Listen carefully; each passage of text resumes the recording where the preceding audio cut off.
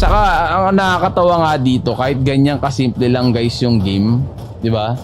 Hindi alam mo yung minsan nakaka-addict pa din. What's up YouTube? Chin here, back at it again and welcome back to the channel guys. So today, we will be reviewing another NFT game. And bago ang review natin, make sure na nakapag-sign up na kayo sa Google Forms natin. Link to that will be in the description of the video para makasali kayo sa hashtag All Out Giveaway Episode 1. Make sure to be active din sa channel natin. Like, comment on what you think about the video and then put the hashtag All Out Giveaway Episode 1 para makasali kayo sa mga raffle natin. Okay? So without further ado guys, let's get it on. Intro!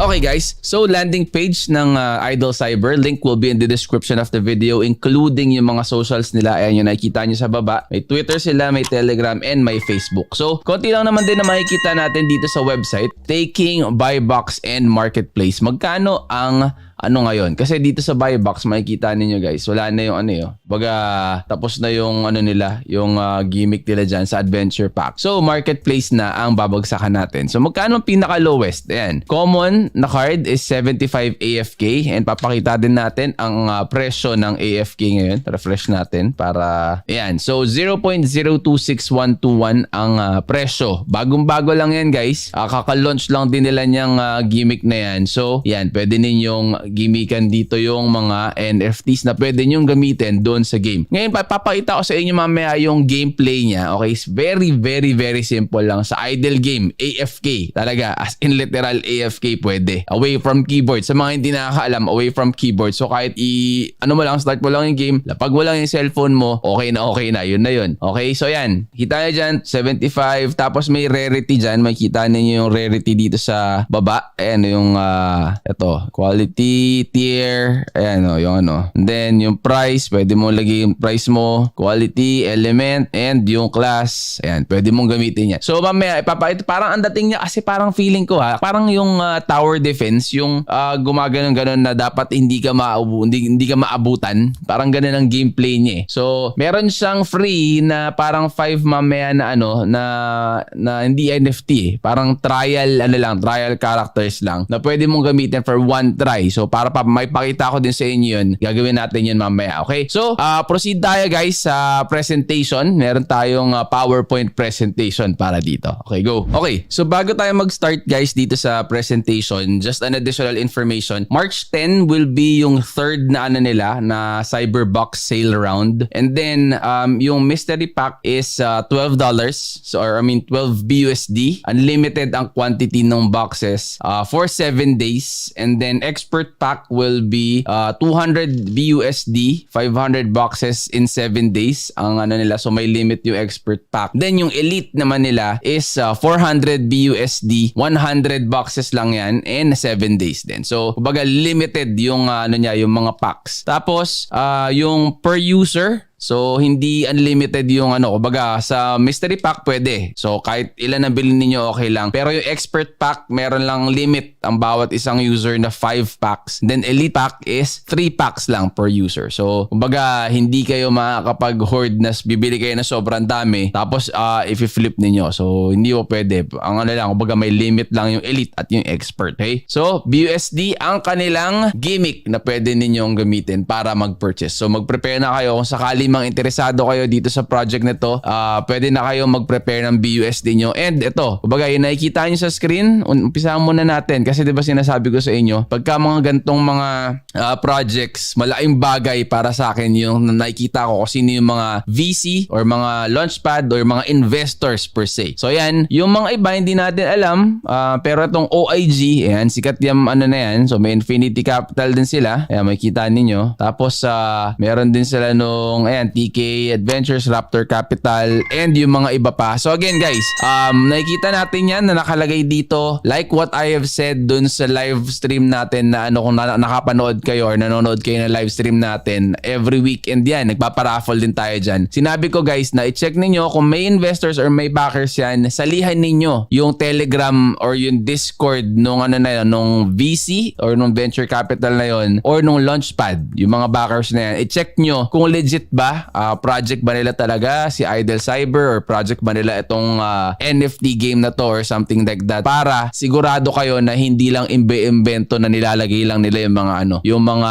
logos ng mga backers natin. Okay? So, simulan na natin guys. Si Idle Cyber. Okay? So, ito yung table of contents. Forward na natin yan. Tuloy-tuloy na natin about Idle Cyber. Huge content with unlimited levels and PvP mode. The game is a new kind of frontier defense and RPG heroes collection mixed in blockchain technology. So ito yung guys, I'm sure hindi na kayo bago dito sa mga ganitong game. Napakaraming ganitong game sa sa Play Store or sa Apple App Store. Napakaraming ganyan, yung mga tipong mga paikot-ikot lang na ganon. Ang nakakaano dito kasi guys, kumbaga kahit ganon kasimple yung laro, parang napaka-addicting niya. Ayan, makikita nyo, art style, cyber, operation system, iOS and Android and PC meron din. Check nyo yung iOS and Android guys, working na siya. Okay? Check ko na din yan, and ipapakita ko sa inyo is yung PC version. So art style, cyber, category, NFT, P2E, blockchain, Binance, smart chain. So BSC siya. Ages 8 and up ba? Meron pa siyang ganun, no? Gender, everyone. Okay. So main net release date Feb 22, 2022. So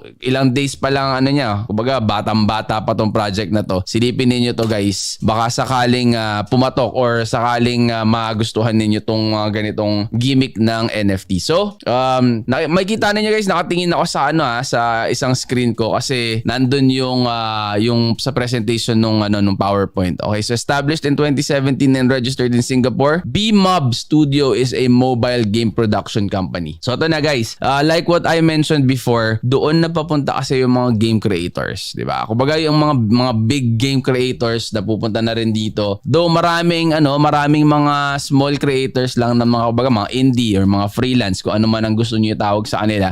Marami ng mga gumagawa ng games. Kaya hindi niyo rin talaga maiiwasan yung mga tulisan, yung mga nagra-rug pull or something. Yun ang iingat-ingatan natin. Okay, napakaraming ganyan. Pagka may sumisikat na something, laging nag-aano yan mga oportunista. Okay, so game launcher finalist from Google Singapore 2019. Ayan yung mga nila guys. 2018, BMob joined Google IGA Singapore contest and was honored to be selected for training and development. Within 5 years of operation, BMob has produced more than 10 games of various genres, mid-core, casual, puzzle, etc. So si BMob guys, hindi na yan bagito or baguhan sa paggawa ng mga games. Meron na ako mga ganyan na mga ni-review na din ng mga kumbaga sikat sa isang bansa. Sikat yung mga games nila na ginagawa nila doon, and then nag-venture na sila into NFT play to earn game. Okay? So yan yung mission and vision nila or mission and objective.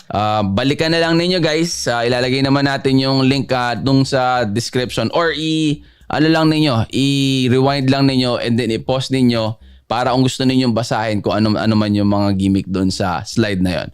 So yan, successful fundraising, $1.5 million for the project. So para sa Idle Cyber, $1.5 million guys. Token is AFK and was listed on PancakeSwap November 3rd of 2021. So last year pa. And then MEXC November 19th, 2021. So kung hindi pa kayo familiar kay MEXC guys, parang Binance yan na exchange. Okay, meron din akong link na referral link para magkaroon kayo ng 10% discount sa lahat ng mga transactions ninyo na may fee sila. Ayan. Okay. So 200,000 plus members on Facebook, Telegram, and Twitter. First flash sale, 2,000 Cyberbucks sold out within 30 seconds. Wow. 30 seconds on Marketplace. Grabe yun End of alpha test on the 26th of December 2022 with the participation of 6,000 whitelisted users. Event launched with a total prize pool of $25,000 US. Sa tingin ko guys, hindi basta-bastang game tong tong Idle Cyber na to guys. Kumbaga may ibubuga. Pero may din, yun nga, medyo na tayo, siguro na medyo traumatic yung mga nakaraang araw or linggo. Dahil nga parang ang dating is yung mga nguyen ang apelido or may nguyen sa pangalan na babrand na kumbaga kasama sa parang yung mga shady or sketchy na mga games na lumalabas nitong mga nakaraang buwan, linggo o yan, yung mga ganyan. Kaya syempre, always do your own research pa rin. So papakita ko sa inyo mamaya yung yung team nag-face reveal din naman sila. So, makikita ninyo kung sino-sino yung mga tao behind this project. Okay, so yan yung mga milestones nila guys. Check nyo lang din. Next would be, tingnan natin. Ayan, roadmap. So, quarter 4 of 2021, AFK IDO. Then NFTs item selling, alpha internal test on testnet, alpha whitelist test on testnet, and then CEX listing. Tapang nila guys kasi yung quarter 4 of 2021, yung December, yan yung yung crash ng Bitcoin. Kaya maraming mga games ang nag-postpone muna ng ng IDO sa TGE.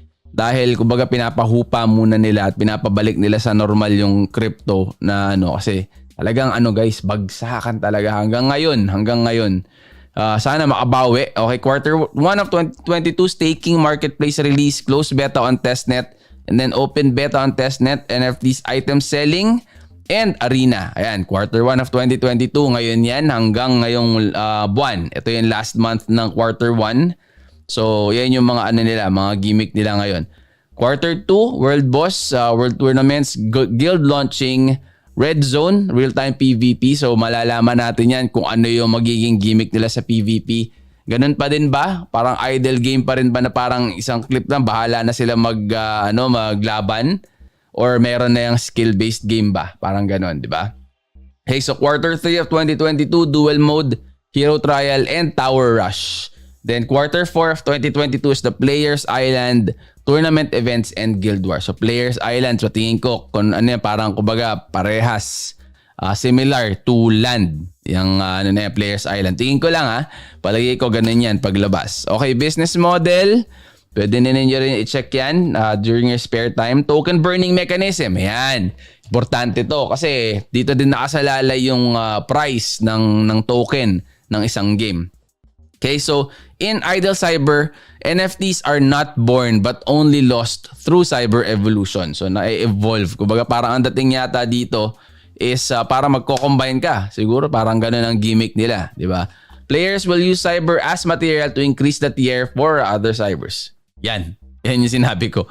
Okay. So this mechanism will contribute to avoiding NFT inflation. Yan. Magandang yan. Kumbaga magandang burning mechanism yan para hindi parami ng parami. Diba? Hanggang sa kumbaga sobrang dami ng NFTs. Yung token price kumbaga nagsasuffer na. Okay. So AFK is their governance token guys. Total supply is 790 million AFK tokens. Then ang utility token is idle. Okay, so used for item gears purchasing, heroes, items, gears, updates, and trading and rewards. So total supply is unlimited. So kung i-compare ninyo yan guys sa hype ng mga games ngayon, sa Pegaxi, si AFK, si PGX, sa utility token, Vis is idle naman para sa kanila. So parang ganun yung nila, kumbaga comparison. Then play and earn in Idle Cyber. Ayan, makikita ninyo. Players need to buy cyber boxes sold on marketplace to build squads and participate in different game modes. Campaign PvE, player pass level by defeating the boss. Then arena, players fight with other players squad. So PvP yan. Tournament PvP, may ganun din sila. Kumbaga parang leaderboards din yung mga gimmick niyan. Then daily quest. Yan yung players complete daily task, check-in, upgrade, etc. para makakuha kayo ng daily rewards ninyo. So yun yung isa sa ways of earning ninyo dito sa Idle Cyber. Then other modes will be developed in the future, tower climbing, clan, world boss, etc. So yung sa roadmap nila yan. Then Summon Cyber. So next will be Cyber Evolution, yung kanina pinakita ko sa inyo. So yan yung magko-combine kayo, parang fusion, parang ganun ang gimmick niya. Pero evolution ang term na ginamit niya. So meron silang 5 classes: Bastion, Assassin, Marksman, Netrunner, Techie, and then 6 elements. So may Nature, may Machine, Hacker, Chemistry, Missionary, and Fallen. Marami ding gears. So yan, pwede nyo bihisan yung mga mga NFT ninyo, yung mga equipment na nandyan, and then 40 plus cybers. So may mga boost items din dyan, barrier, landmine. So yan yung mga pwede ninyong ma-loot din and mabili sa marketplace. Okay, so yan yung sa gameplay niya. Then how to earn. Play, earn MAFK, and then MIDL or IDLE. So idle and AFK yan. Tapos, ko-convert ninyo to AFK and idle. So, kumbaga yung MAFK and MIDL, yun yung nasa loob pa ng game eh. Pagka nilabas na ninyo, yun na yung AFK at saka idle na parang ready na para i-convert into fiat or kung ano man yung choice ninyo na token na pag-convertan sa kanila. So, conversion rate, 100 MAFK is equivalent to 1 AFK. Conversion fee will be required pero hindi niya sinabi rito. Then 100 MIDL is equivalent to 1 idle. So, conversion fee will also be required. And then, ayan guys, take note ninyo, hindi 1:1. Okay? 100:1 ang gimmick nila. Next, Cyberbox, 4 types of boxes on the marketplace. May mystery pack, adventure pack, expert pack, and yung elite pack nila. So, nandyan yung mga prizes na ano ninyo dyan. So, yung, ito din, yung ano guys, anong tawag dito? Yung mga parang kumbaga probability or chances of getting yung different na rarities natin. So, ayan. Hindi ko pala nailagay yung highlighter. Ayan. So, yan Bagay yung mga yan. Depende yan. Makikita ninyo dito, pag elite pack guys, nasa S or SS lang ang pwede ninyo makuha. O, di ba? Ang taas. Kaya lang medyo may presyo. Yan ang doon. 200, 400 USD eh. Ayan 20,000 pesos sa atin yan. So, Cyberbox will be sold in AFK. In the amount of AFK will vary depending on the time of sale but will be priced based on USD. So, yan. Number of cyber. So, yan yung nila dyan. The next, AFK general information. So, token name, Idle Cyber. AFK yung ticker niya. So, check nyo na lang din yan. Ito yung token distribution para sa mga nag-private sales. Strategic sales, public. Yan yung mga nila, may 3 months cliff. Diniscuss ko din yan guys sa mga previous na mga mga contents na ginagawa natin kung ano yung ibig sabihin yan kasi hindi nyo agad-agad makukuha yung full token ninyo na 100% once nag-purchase kayo. Okay, so balik tayo sa website nila guys and then tingnan nga natin, silipin natin sa playtoearn.net. Ito tinitingnan ko din to guys para sa sa mga games na mga nire-research natin kung ano yung mga pwede nating reviewin and everything like that. So si Idle Cyber, chinek ko na din kung nandyan. Number 201 siya. Mas mataas siya guys kesa kay Gods Unchained. Si Gods Unchained 213. Si Farm Me nasa 206. So may mga kilala tayo mga title ng mga games na mga nasa mas mabababa siya. Big Time nandito lang sa 231. And Ethereum to guys Medyo yan, malaki din game creator yan. Pero again yan, playtoearn.net kung gusto ninyong mag-check din and sumilip kung ano yung mga biggest gainers, anong trending, and kung ano yung mga gimmick na nangyayari sa larangan ng NFT games. And check nyo yung playtoearn.net. And then tingnan natin, lastly, yung gameplay ni Idle Cyber. Okay, so si Idle Cyber, kailangan mo lang pumunta sa play.idlecyber.com, yung website. Then yan, makikita na ninyo dito. Same lang naman siya kung ano yung nakikita ninyo doon sa mobile. Ngayon, ang gagawin ko guys, magsiset up ako ng sarili nating account para bigyan niya tayo ng parang kumbaga pang-testing, unang hataw lang natin. So, yan, username, siguro Chino lang lagay natin.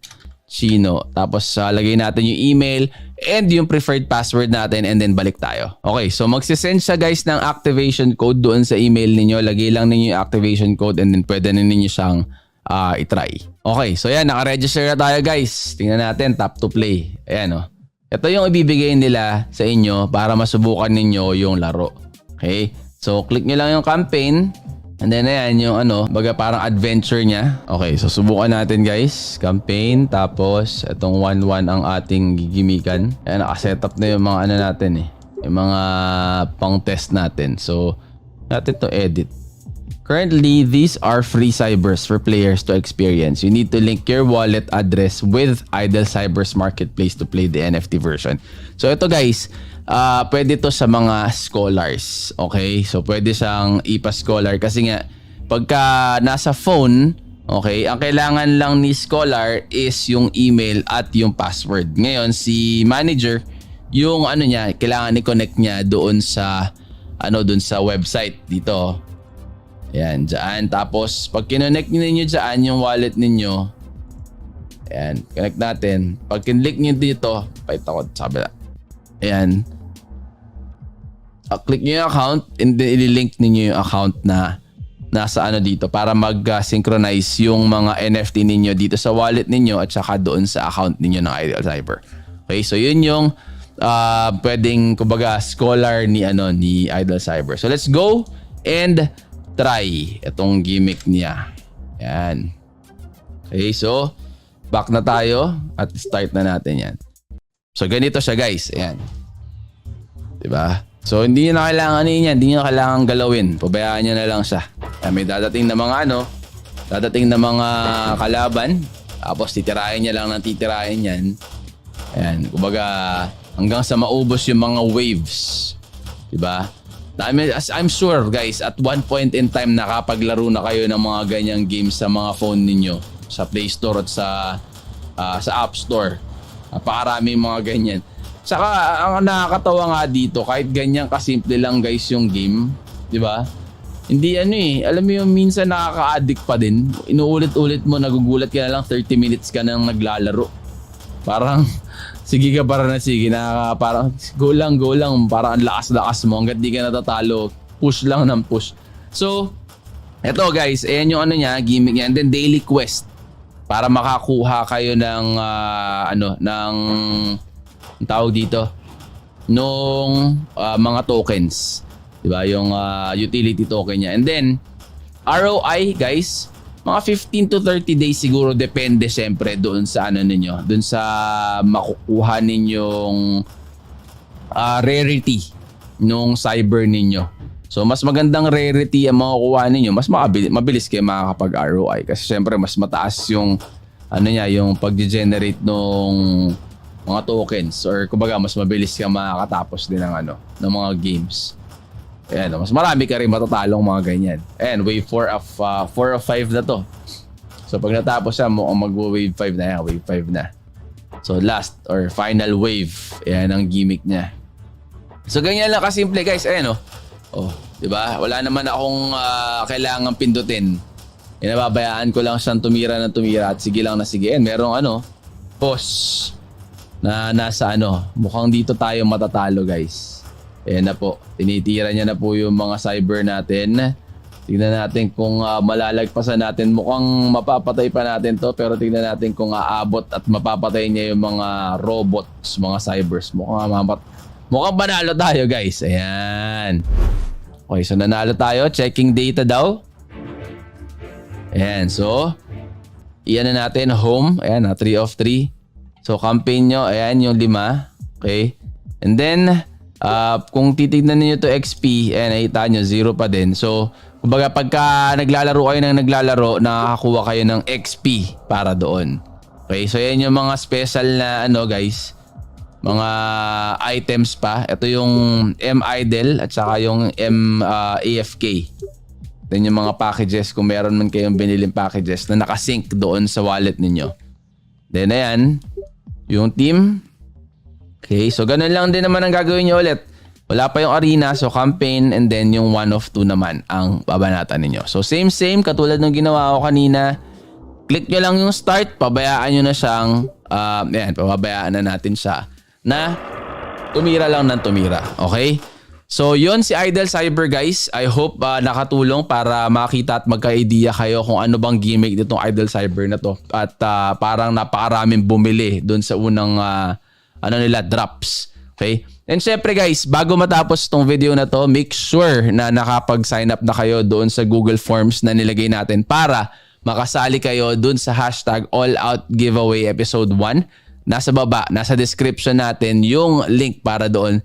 Make sure to be, matatalo tayo dito. So make sure to be active guys sa ating channel. Like, comment on what you think about the video. Okay ba to? And then put that hashtag All Out Giveaway Episode 1 sa dulo para makasali kayo doon sa raffle natin itong tablet na to, and yung weekly raffle na ginagawa natin na kasama yung yung community. Live stream tayo every Sunday yan. Nagpaparaffle tayo. So tinitingnan natin kung sino yung mga NFTs na po pwede natin hingan ng mga pang-pledge na paparaffle para sa inyo. Okay? So hanggang dito na lang muna guys. I will see you on the next. I'm out. Peace!